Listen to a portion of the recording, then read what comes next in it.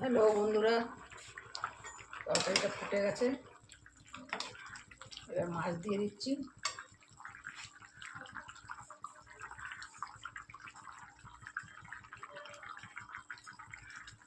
দুটো ভোলা মাছ ছিল, ভোলা মাছটাও দিয়ে দিচ্ছি একসাথে।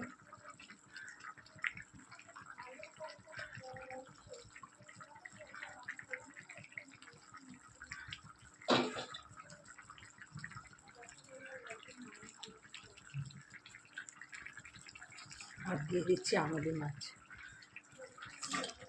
পেঁয়াজ কলি আলু দিয়ে আমাদি মাছ আর ভোলা মাছ দিয়ে একসাথে মাখা মাখা করে চচ্চড়ি।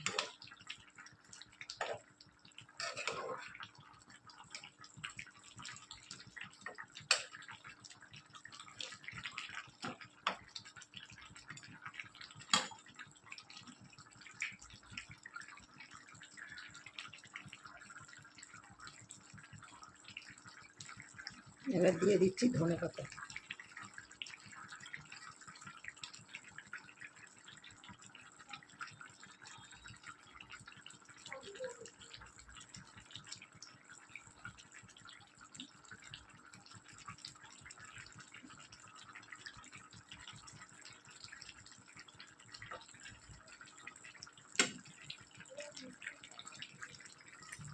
ভালো লাগলে একটা লাইক, কমেন্ট, সাবস্ক্রাইব করে দিও বন্ধুরা।